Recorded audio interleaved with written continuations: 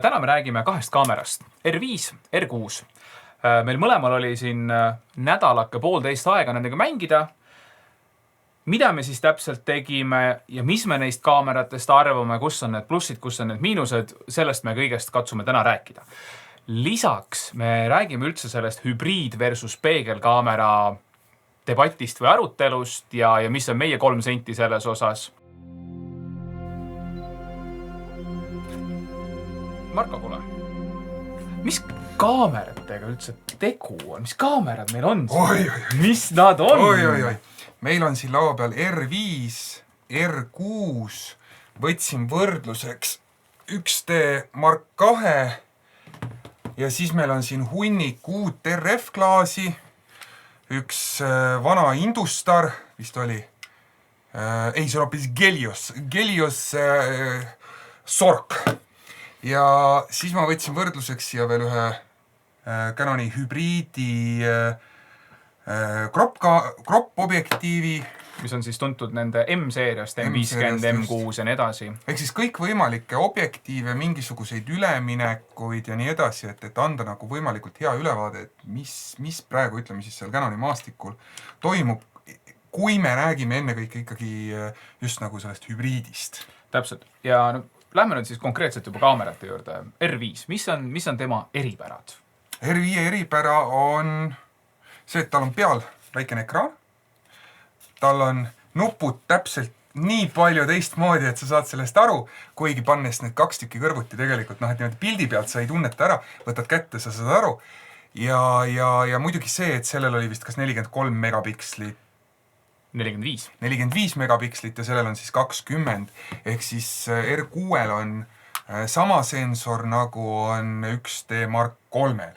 Jah. Meil laua peal on Mark II ehk siis vanem versioon. Jah, vanem põlvkond, jah. Vot. Ja tema see suur headliner või siis see suur reklaamasi oli... Loomulikult. Ärme unusta. 8K video. Ja sisemiselt, et mitte välise salvestiga, vaid 8K RAW salvestus. Kusjuures minu meelest nüüd kas uue update'iga ei tulnud 8K sealt HDMI-st välja ka. Väga võimalik, aga see oligi. Sinna selle 8K ja muude asjade juurde me niimoodi natuke ka jõuame täna. Et see selleks. Aga jah, ja hinnatasemetelt R5 kere on seal kuskil 4500 kanti ja see on siis 2500 kanti. Et R6. Umbes niimoodi ta on, jah.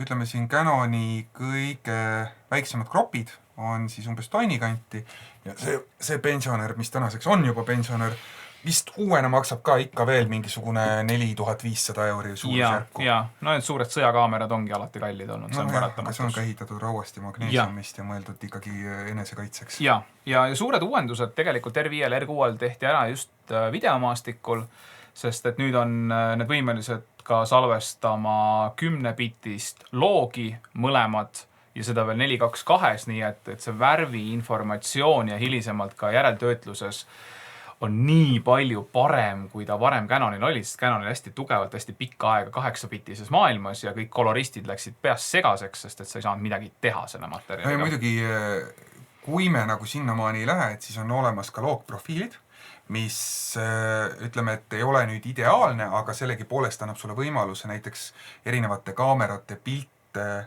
ühildada omavahel. Just, et ta on ikkagi neutraalis, sa saad sealt natukene rohkem dünaamikat ja nii edasi. Ja mis on muidugi R6 puhul on ka see RAW. Ja. Kas ta 8K tegi ka RAWs, võt seda? See tema, see üks nendest müügiargumentidest just kui oligi, et see 8K RAW. 8K RAW, lihtsalt, et nüüd väikene brainfart. Kui ma nüüd mööda ei pane, siis on 2600 megabitti sekundis. Ehk siis jaga see 8-ga, saad teada, mitu megabaiti see on sekundis ja mõtle, kui suur peaks olema su mälukaart, et sinna 10-minutiline video teha. Ja siis järgmine brainfart on see, et jäta kommentaar alla, mis arvutit sul on vaja, et päriselt selle RAW-ga otseajajonal töötada. Mina ei tea.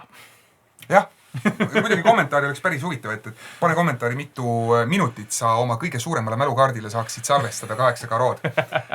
See on asjalik, jah. Aga hüppame natuke teemade vahel nüüd natuke. No nii. Räägime siis sellest erinevusest, mis on siis niimetatud tavalisel optilise viewfinderiga peegelkaameral erinevad hübriidkaameraga. No. Ja kui me räägime nüüd näiteks eelistest, mis on nüüd selle vana tüübi kaamera tegelikult eelised? Tänase hübriidi. Alustuses sellest, et ma juba näen kadreeringut kohe, enne kui ma kaamera sisse lülitan, ehk siis tal on mehaaniline peegel, mis siis ülevalt võtab selle pildi, kuvab selle läbi objektiivi. Õigemini vastupidi. Objektiivi pilt tuleb sulle lihtsalt optiliselt läbi. Ja hübriidi puhul on siis pane nüüd kõrgemale. Et hübriidi puhul on siis see, et tal ei ole enam seda peeglit. Kere on läinud natukene väiksemaks, peamiselt just õhemaks, kuna tal ei ole seda üles ja alla käivat kolakat. Ja kogu infovahetus käib läbi sensori. Ehk siis kõige lihtsam on see, et kui me võtame need vanad kompaktkaamerad, millel ei olnud nii pildi otsijat ja siis vahetame lihtsalt objektiivi eest ära, et see on nagu see põhimõtteline erinevus. Täitsa olen päri. Et ma nende vanadega tookski siuksed huvitavad eelised veel, et üks asi on see pildi tegemise protsess ise. Ma usun, et vanakooli fotograafide just see meeldibki see. Sa tunned, et mehaaniliselt käib mingi klõps ära. Ja sellega on siis siukene. Jah, et see on siuke, ta on ikka väga digitaalne heli võrreldes. No siin ongi, tegelikult on see, et kui sellel nüüd teha trikk, et tal ma ei saa. Okei, inimesi on see, et see peegel üles tõsta, siis on see heli ikkagi oluliselt vaiksem. Kuigi nendel hübriididel see katiku heli, mis ikkagi liigub, on ka tehtud, ta on siidisem, ta on vaiksem. Ehk siis see on loetud ka mõnes mõttes probleemiks näiteks modelli pildistades. Modell ei kuule, et sa pilti tegid, ehk siis ta ei tea, millal poosi vahetada. Täitsa, täpselt. Ja teine asi on ka, et veel tegelikult siin kuni alles hetkeni tagasi, kui sa tahtsid robustset töölooma. Me oleme siin arutanud ise, et kui sa lähed nüüd kuskile sõjatandrile näiteks pildistama või filmima, mille sa kaasa võtad. Me kumbki ei käi, aga mille sa võtad kaasa? Arvatavasti R5 või R6 sa ei võta, sest et see, kas seal kuskil kõrbetormis või jäikesetormis või päikesetormis või vihmasajus, ta lõpetab lihtsalt esimese 10 minutiga töö. Aga see siin, arvatavasti, see on ka ikkagi siuke kaitsevahend. Et kui nüüd tuleb mis iganes äärmusrühmitlane, siis saad ennast välja võidelda. Eriti veel, kui sul on need rauast korpusega suured objektiivid, need on ikka, nendel sa bajonetti ikkagi nii kirgelt küljest ära ei löö. Täpselt. Ja siis on jälle see, et ärge siis meid quote'ige selles osas, aga ma arvan, et ka mingisugused kuulid on võimeline see kinni püüdma.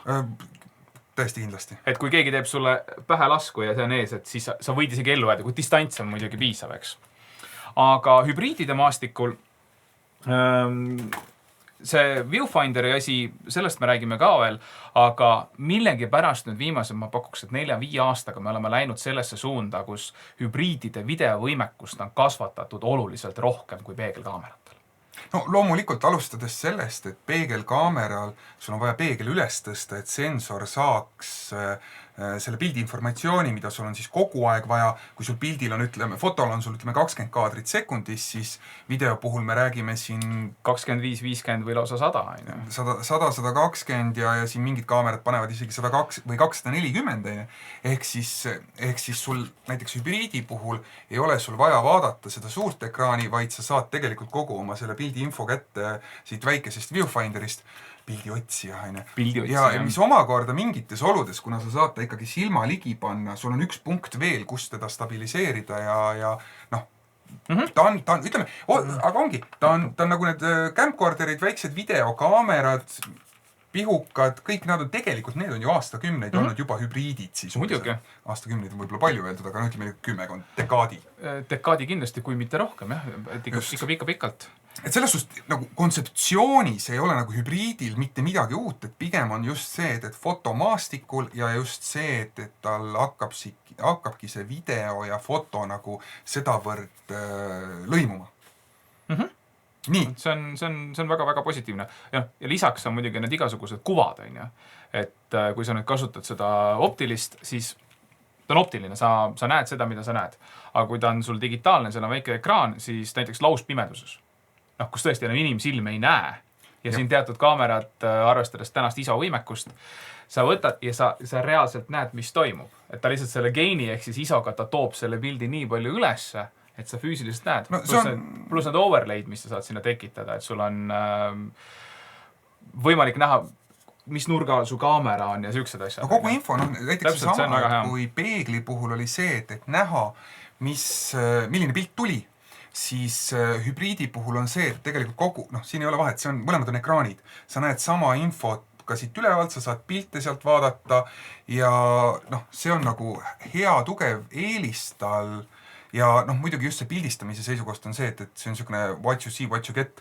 Ehk siis sul on tegelikult juba võimalik pildi otsija järgi panna omal säritus, niisugune close enough, et sa näed, et ta ei ole ülesäris, alasäris, midagi taolist. Puuduseks on siin toodud, kusjuures kui ma eksi, siis äkki kunagi Koškin tõi välja, et hübriidi puhul, et kui sa pildistad välkudega, et siis sul on lihtsalt see, et kui sul on see what you see, what you get, sul on pilt must, kuniks põmm käib välk. Tegelikult ma nüüd nendel kaameratel ei otsinud, aga enamikel on see seadistus olemas, et sa ei pane seda, et näita mulle praegust säritust, vaid on see, et lihtsalt näita mulle midagi. Ja ta näitab sulle lihtsalt pildi ära. Mida iganes sul seal näha on võimalik. Aga selles osas need pildiotsijad, mis on siis tegelikult pisikesed ja head ekraanid, need lähevad järjest paremaks. Ja tänastel kaameratel, et võib-olla mitte kõige odavamatel, aga ütleme selle klassi kaameratel ja ka teistel tootjatel, see pilt on väga ilus. Absoluutselt, et selles suhtes küll, et kui siin ütleme esimestel R-idel ja RP-del oli see, et sul sarivõttel tekkis väikene viide sisse. Jah, see viide on olemas. Jah, peeglil on see viide sul väiksem, sellepärast, et see on optika, see on lihtsalt vahetu. Et siin on ikkagi mingi kompressioon ja pakkimine ja kogu see asi käib läbi penikeste juhtmete. Aga ütleme niimoodi, et see enam ei sega, et kui võtta talt näiteks maha see flicker detection, mis siis on kogu selle pagana, mis ta siis on, see valgusväreluse tunnetus, et siis tegelikult see on tõesti nii palju väike vahe, et see 20 kaadrit sekundis sul on võimalik ikkagi objekti kaadris hoida. See on äge ja teine on siis ka kogu see blackout free shooting, mis on täna, ehk siis ta ei löö sul pilti pimedaks peale pildi tegemist. See ei ole kõikidel kaameratel, aga see on nüüd edevamatel peegelkaameratel, peeglivabadel ehk siis hübriidkaameratel. Just, et ta tegelikult näitab sul nurkades ainult niimoodi korraks nagu ta. Et see on, kui sa mingit sporti asja pildistad, kus iga millisekund on nii oluline, siis sa ei taha, et sulle käiks seal mingi must asi kogu aeg silma. No ja siis on muidugi jõuame sinna, et mingitel kaameratel on global shutter ja kogu see teema, et ta sul, kui sensorilt muidu salvestatakse rida realt, siis võetakse kõik pikslid ühe pauguga, mis omakorda peaks siis seda kogu rolling shutterit, mida võite juba ise guugeldada, mida tähendab, kui te ei tea. Et seda teemat on ikka minimaalselt.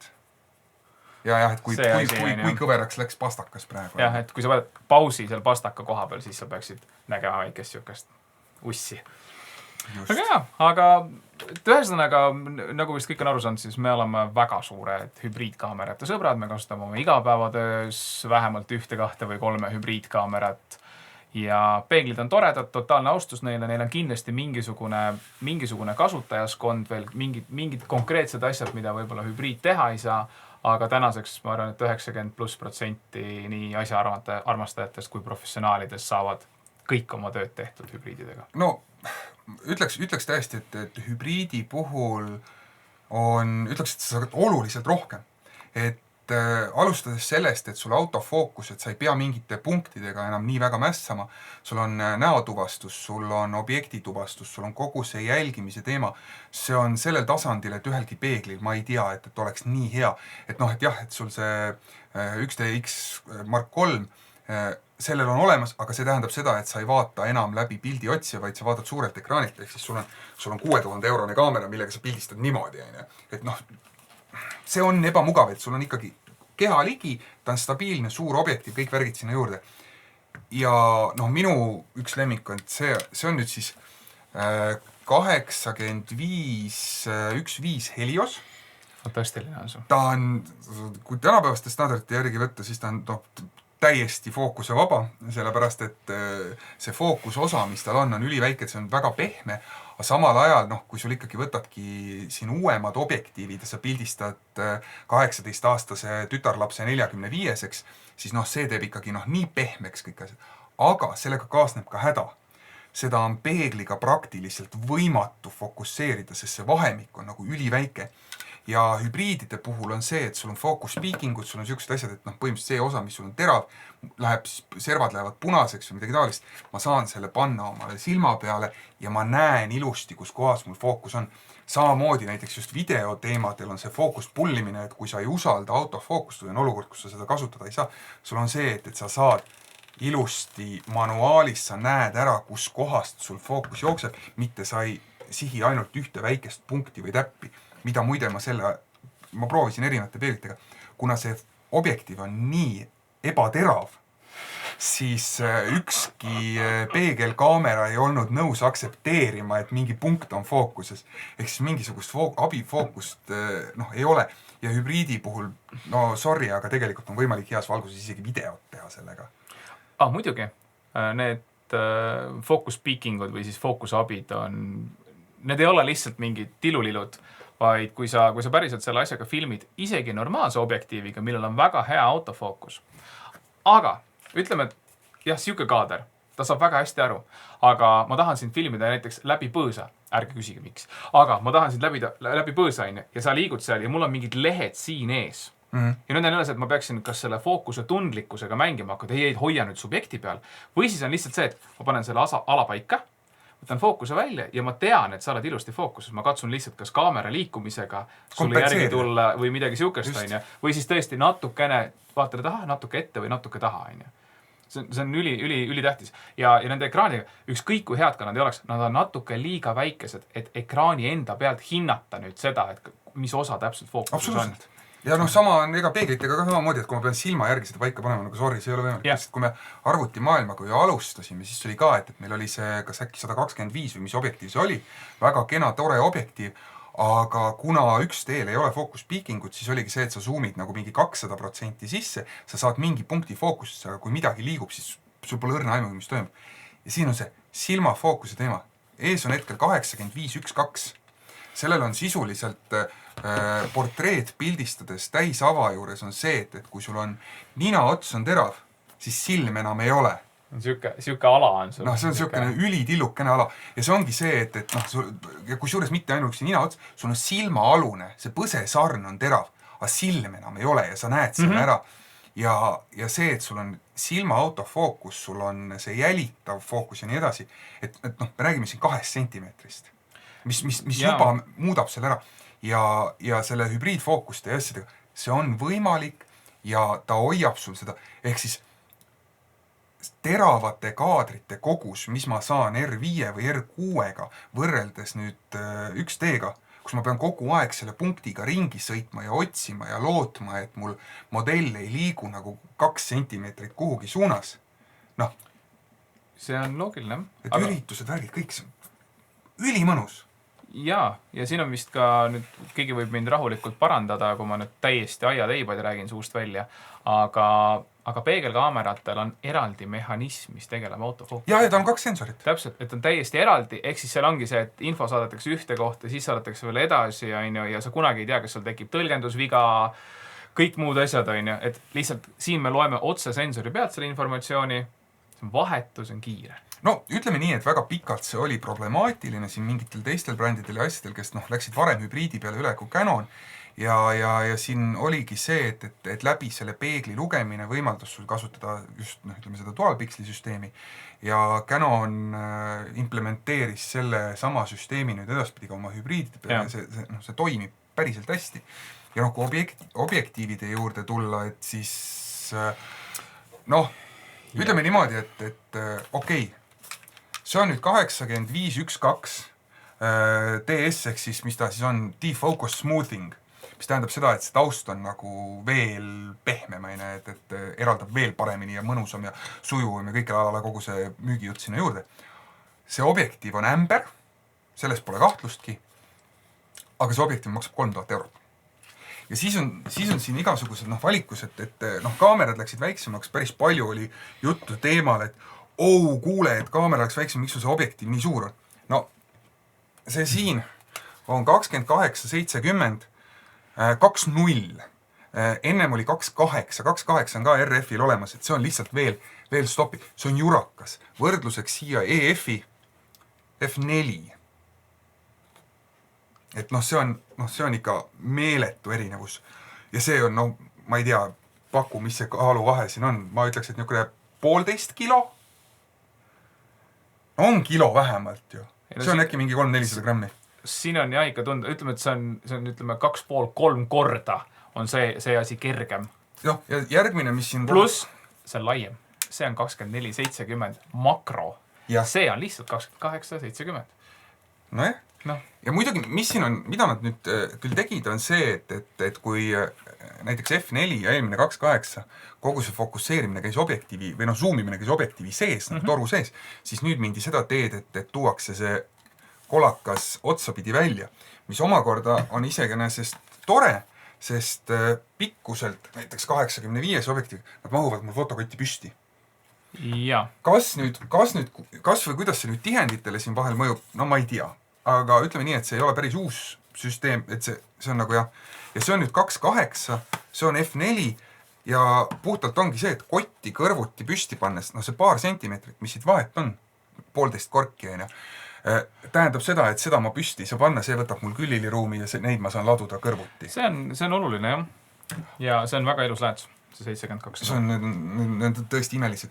Mis aga küll on teema, et just tulles selle hinna juurde, et kui see on nüüd 3000 euri, see oli 2800, selle hinda, see on nüüd siis 100-500, ma ei tea, ma pakun ka mingi 3-4 tuhat eurot, Ma isegi ei julge vaadata. Ära vaata, jah.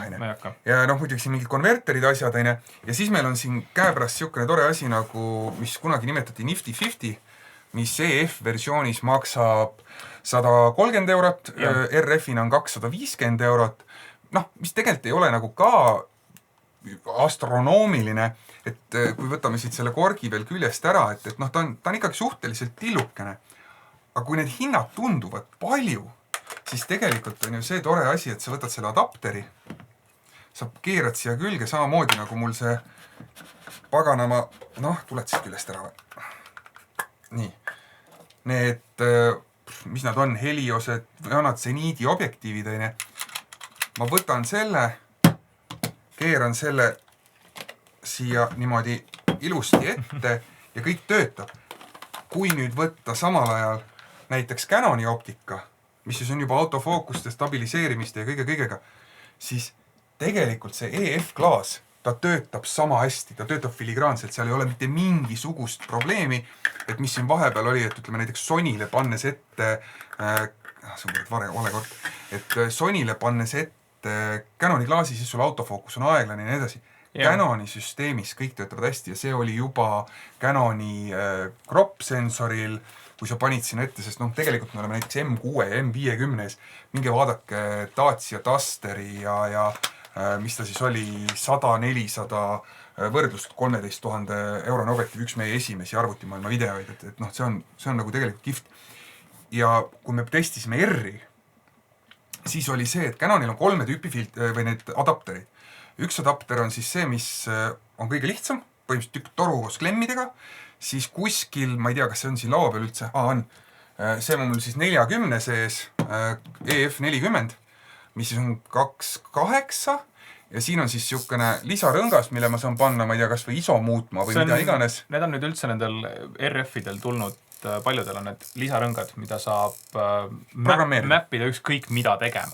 Tahad ava või säri või ise tead, jumal need ISO. Mida iganes, just, absoluutselt. Ja point on selles, et tegelikult neil on 3. ka, mis on suhteliselt kallis, aga on siukene, kuhu sa saad visata filtri vahele. Ja näiteks video seisukohast ND filtrid, et ta on sisuliselt nagu on videokaameratel need sisse ehitatud ND, et sa panedki selle ja sa ei pea kuskilt kuradi ma menüüdes seda otsima nagu mingitel teistel, ütleme videokaameratel on eraldi nupud ja 2-3 stoppi ja sa ei pea vahetama objektiivide ees. Sul on täpselt niimoodi näpu all üks väikene rullik ja sellega sa saad ära vahetada. Et tegelikult, kui minna nüüd seda teed, et tahad nüüd seda R6, R5, see ausalt öeldes mina nagu R-klaasi peale, kohe RF-klaasi peale liiga palju võib-olla ei panustakski, vaid läheks pigem seda teed, et mul on vana EF-klaasi on kõvasti ees, pilt on sellel ilus, ma võtaks sinna korraliku adapteri ja tulistaks veel mitu aastat ja vähehaaval siis läheks kas siis 50, 35-ga või siis mis iganes tead, vahetad aja jooksul välja. Muidugi, kõige lollikindlam ongi see, et eriti kui sul on juba mingisugune väga hea kogus, väga head klaasi olemas, ütleme, et sul ongi Canoni see vana klaas kõik, miks sa seda välja vahetada ei taha, on täiesti selge, sest kui sa oled harjunud mingi klaasiga töötama, siis neid kaameraid seal klaasi taga sa vahetad arvatavasti 5, 6, 7, 8 korda ja mingit klaasi sa kasutadki 40 aastat ja see on normaalne, klaasiga ei juhtu ju midagi, läheb ainult ajas paremaks. Aga siuke R5-line võtta ja lihtsalt rentida endale nädalaks 2 oma klaasid läbi pildistada ja vaadata, kuidas see tegelikult on ja kuidas nad omavahel suhtlevad, mina praegusel hetkel spekuleeriks, et see tulemus on väga äge. Et sa võid täitsa rahus katsetada ja möllata, et kas sa nüüd peaksid kohe umbjalu poodi ostma, kaamerat ostma 4500 eest, mitte mingil juhul. Aga rendida endale mingiks ajaks katseta. See on nii ehk naa tasub ära proovida, et ma tean, et Fotopointi rendis on operaator kõpsus on nad olemas kindlasti kuskil veel. Kes iganes tahab sulle Canonit müüa, küsi neilt renti, see on täiesti loogiline. Kui renti ei paku, siis otsi endale uus Canoni dealer lihtsalt. Absoluutselt. Neid on Eestis piisavalt. 4500 eurost kaamerat võiks nagu ikkagi paar päeva enne proovida. See on marginaalid, olgugi, et nad võib-olla väga suured ei ole, on need ikkagi olemas. But still, on ja. Just. Muide, kui sa tahaksid R5 või 6 testida täiesti omal käel, sul näiteks kaamera vastu huvi, siis operaator Kõps pakkus välja, et üks inimene teist saab testimiseks võtta täiesti tasuta kas R5 või 6 nädalavahetuseks. Selle jaoks pane siis kommentaar alla, kumb kaamera sulle rohkem huvi pakub ja loomulikult võiksid ju ka äkki laikida. Aga ühesõnaga, tõmbame selle möla kokku ja räägime nüüd päris kogemustest ka või? Päris kogemustest, loomulikult. Ja tahad sa alustada? Ma proovisin siin mõlemat R6 natukene lühemalt. R6-l jätsin ette siis selle sama Nifty ja proovisin siis 85 tavalist.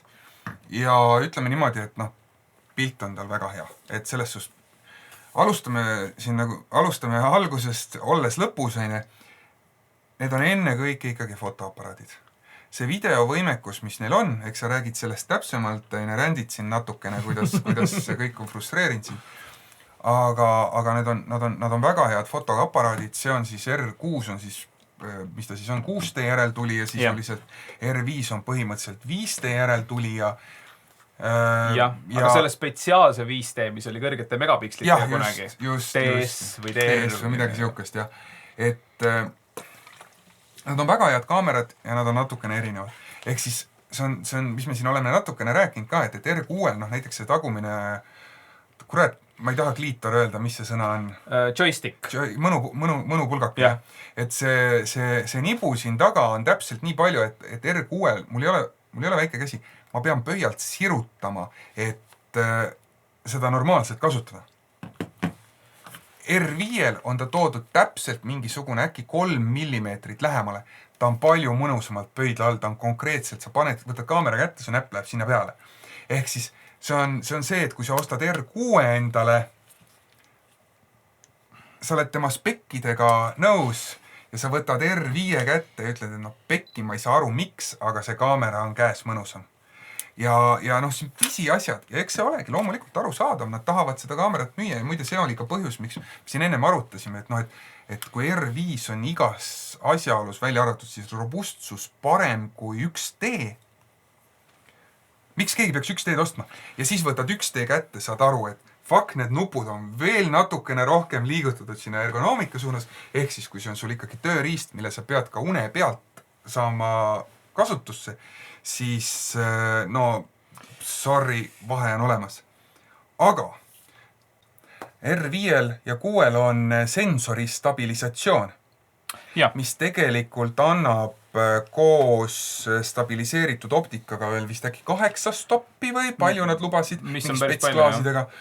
ja põhimõtteliselt on see, et ta tegelikult toimib ka manuaalgaasiga, noh, kõikide eelduste järgi.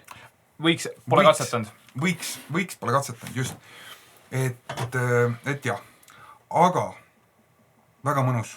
Pildistasin äkki mingid kahe kaamera peale kokku mingid 3-4 erinevat sündmust. Mis veel, tegin väikese klipi videot, aga sellest räägid saab pikemalt, kuna ma üritasin võtta kõige väiksema formaadi, mis vähegi võimalik, mis on nagu hästi naljakas selles suhtes, et seda põhimõtteliselt suudaks teha ükskõik mis kaamera, selle jaoks ei ole vaja 4500 eurost kaamerat. Ka mobiiltelefon. Mitte võib-olla päris. Kuidas oli see fail? Kuidas faili järeltöötlus oli, et kui sa nüüd võtsid Lightroomis selle asja lahti, et kui kaugele ta lasi minna, mis ta üldse teha lasi, kuidas oli? No kasutades praegu siis Maci M1, ma täielikke äärmuseid ei katsetanud, aga ütleme nii, et kogu selle dünaamik selle üle kurt oleks patt. Ja samal ajal me peame nagu arvestama seda, et see klaasi valik, mis meile see testimiseks anti, arvestades, et keskmine hind on kuskil 2000-3000 eurot, siis ma arvan, et kui sa võtad selle 3000 eurose objektiivi ja paned näiteks 1000 eurosele RP-le ette, siis see pilt, mis sealt välja tuleb, on imeline. Täiesti nõus. See oleks täitsa huvitav katse, et kui panna nagu 3000 eurone objektiiv, kas te tahaksite teada, et kui suur on vahe, näiteks R6 või RP, mille sensor on megapikslite poolest üsna sarnane, kui suur on see vahe tegelikult neil kahel?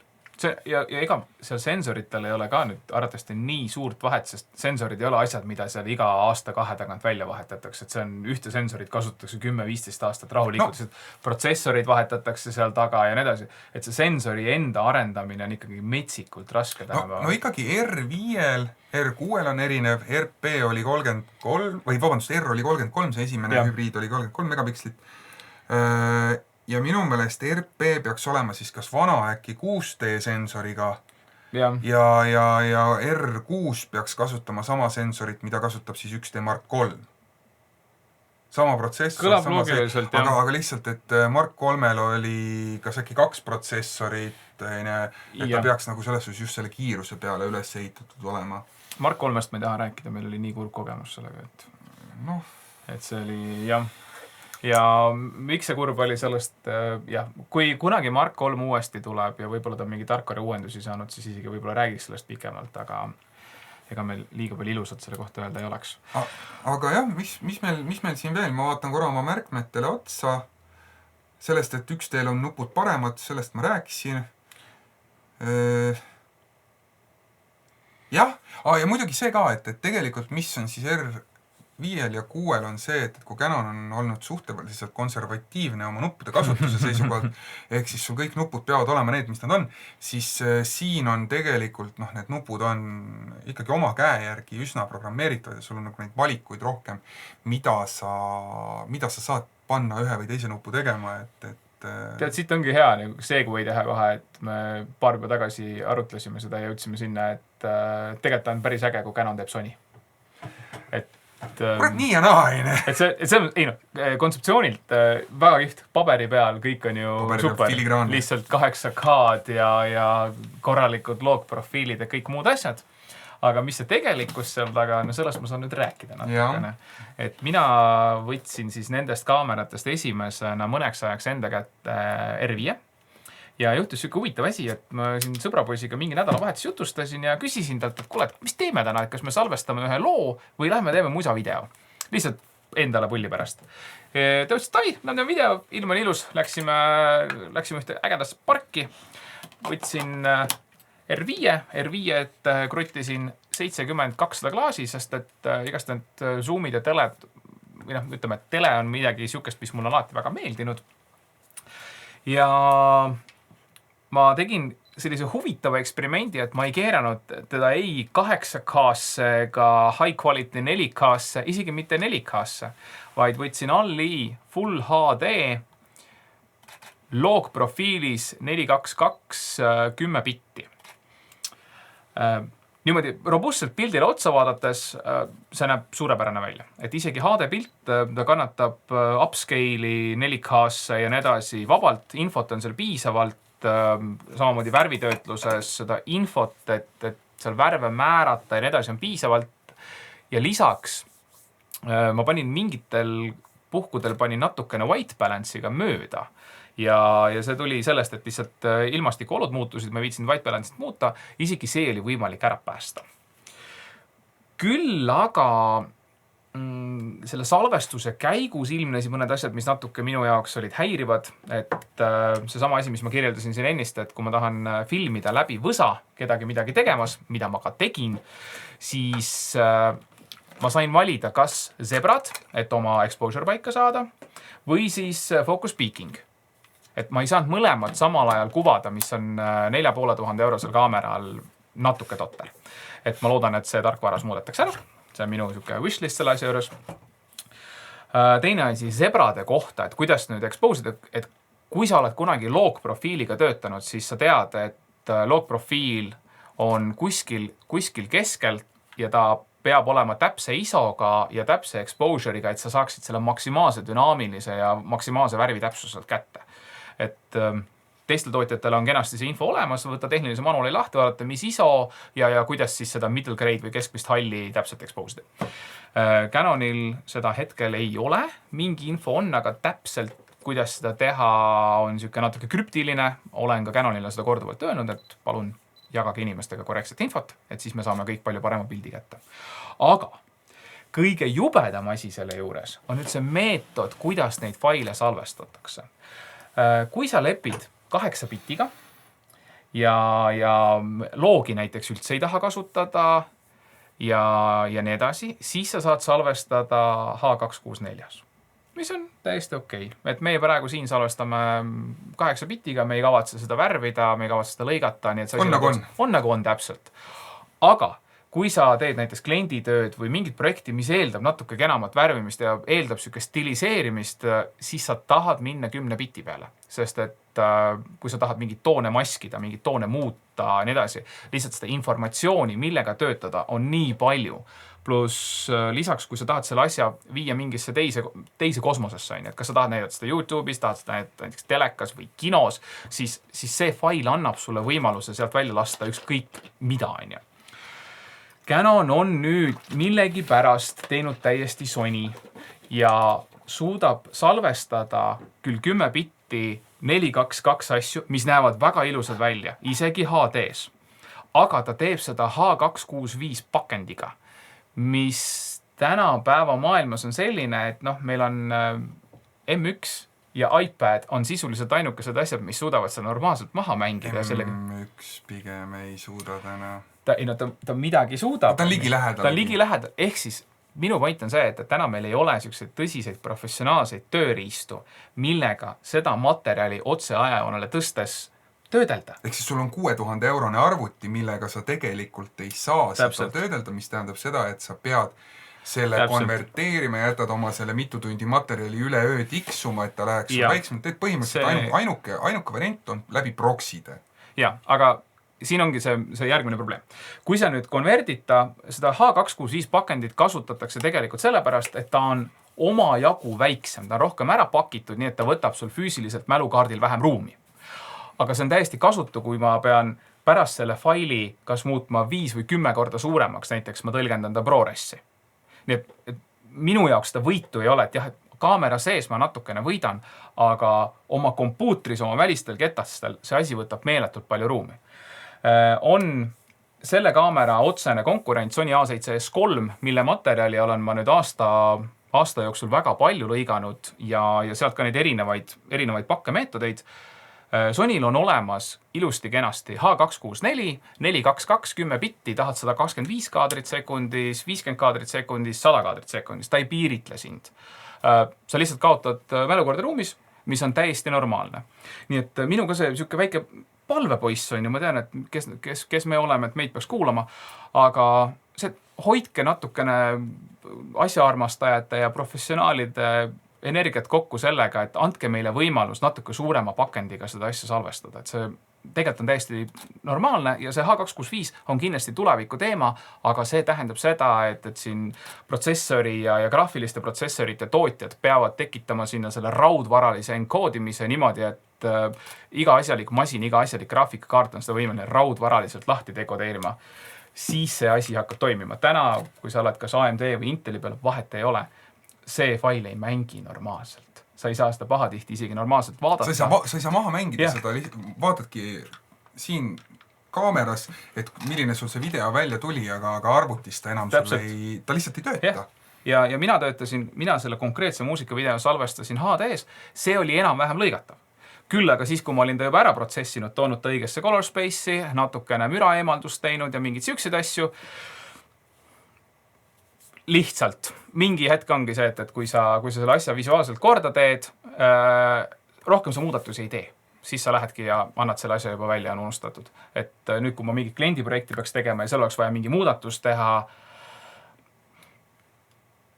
see ei ole hea koht, kus olla, ütleme nii. Et ta paberi peal fantastika, pilt on ülikena, aga kui nüüd tõsiselt me räägime igapäevasest kasutusest ja sul on igapäevaselt 10 bitti vaja, siis R5 selle jaoks ta lihtsalt ei sobi. No ja siin koha peal ongi, Canon müüb sulle C70, mis suudab sul 264 teha ka 10 bitti juures.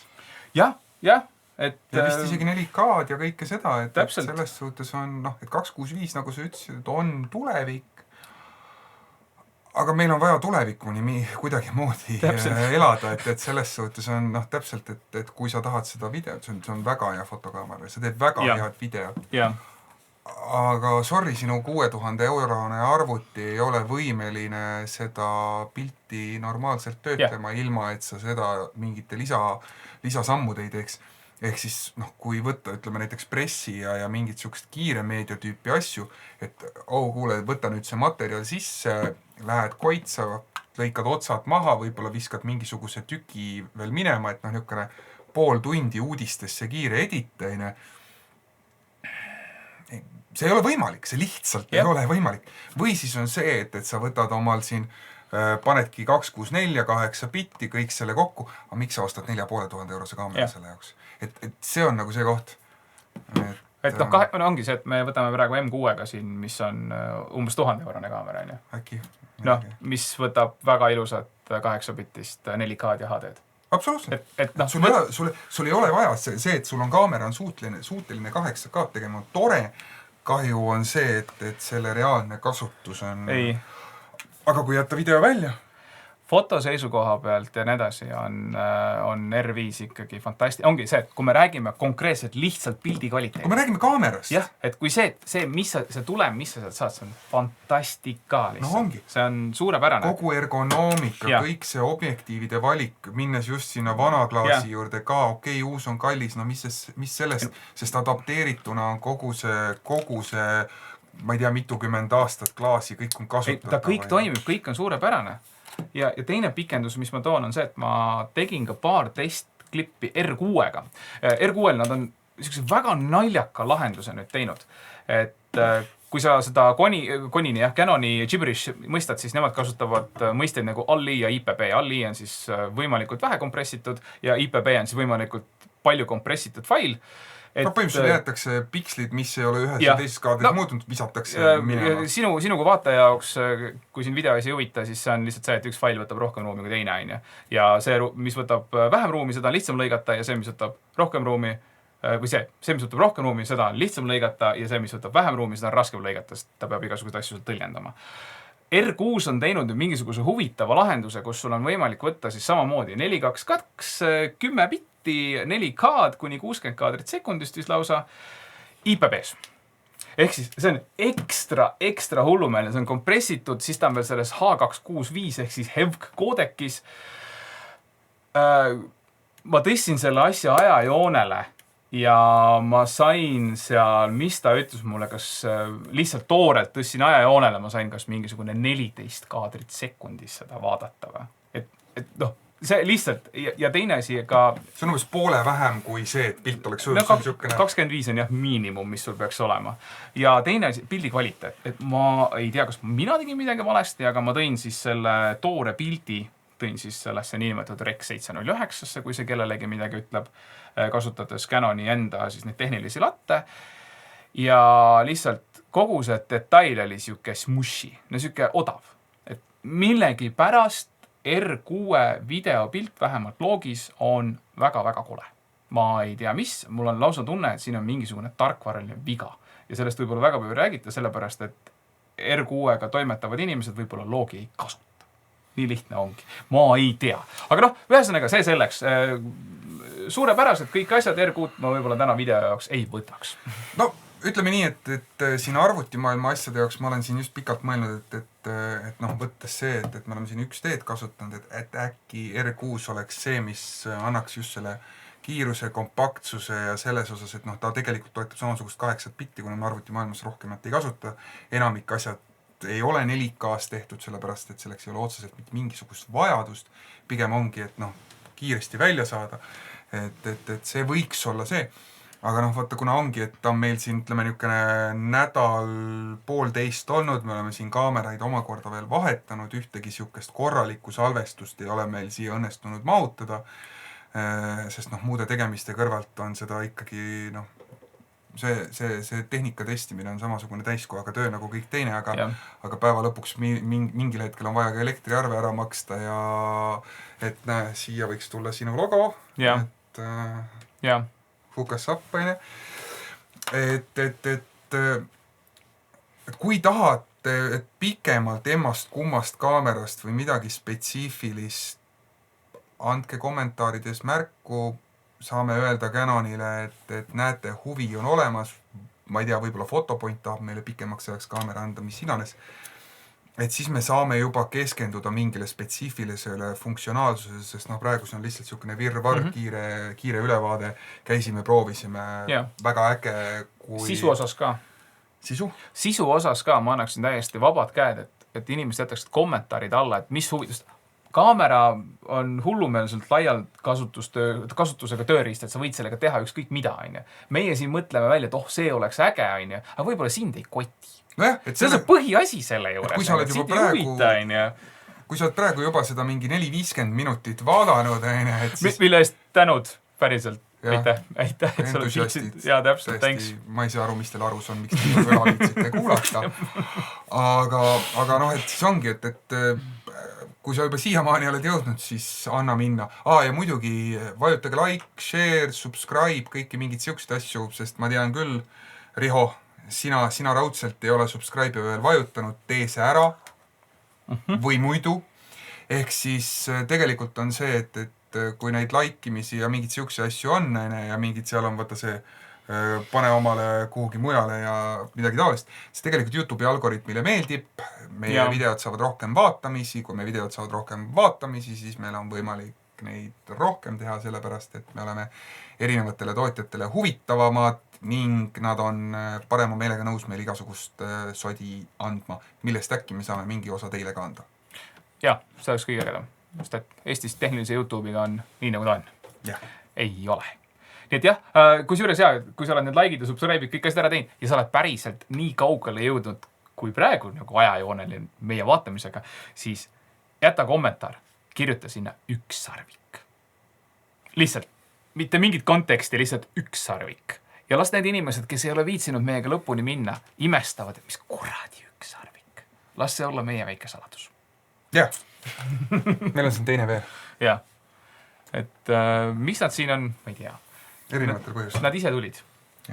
Nii, kas me tahame midagi veel nagu selle teema kohta või? Ausalt öeldes, ega väga vist ei olegi. Et selles suhtes, kokkuvõtlikult on see, et peegel on iganenud. Kui sul on tõesti mingisugune hea mõte, mille pärast peegelkaamera on parem kui hübriidkaamera, siis tõesti väga, väga huviga kuulaks seda.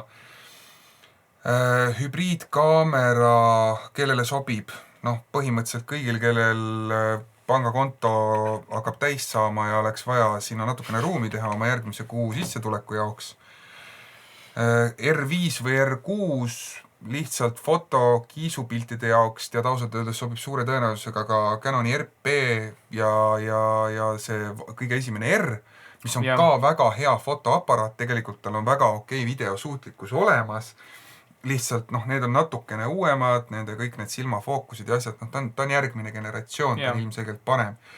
Ja muidugi see, et kui sa oled kahtlev kas R5 või R6, siis tõenäoliselt on mõistlik R5 võtta, sest see kaamera on parem. jah, absoluutselt. Ja sa tunned seda. Sa võtad selle kaamera kätte, kui sa võtad need 2 tükki kordamoidi kätte, sa saad aru, et see kaamera on parem. Nüüd on küsimus see, et kui sa oled kahe vahel, siis tõenäoliselt see 2000 eurot ei ole sinu jaoks reaalselt määrav. Jah. Ja kui sa ei ole, siis R6 on super kaamera. See on suurepärane fotoaparaat ja millega saab hädapärast ka oma videoklipikesed ära tehtud, kui sa just klienditöid sellega teha ei taha. Just. Ehk siis, ma ei tea, mis seal muud. Tarbige targalt ja ärge herneid ninna toppige. Jah, aitäh!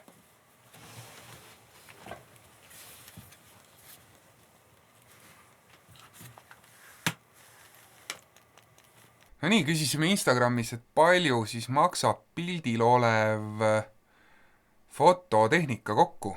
Siim Kinnas 300 euroga võtaks ära.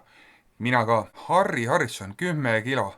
Optimist. Birnpuu Visual 15 kilo. Ja Rainer Kaur pakkus 36 000. Ja teate mis? See on üsna täpne. Ja Excel ütles mulle, et kokku maksab 3700 vabandust. 30, ma ei ole nii suurte numbritega arvanud, 37 475 eurot. Rainer Kaur, sa oled matemaatikas kõige tugevam, natukene umbes 1500 euroga liiga optimistlik, aga arvestades seda, et kõik teised panid umbes siukene 2,5 korda mööda, siis tubli, mina ostan endale R5 või 6 või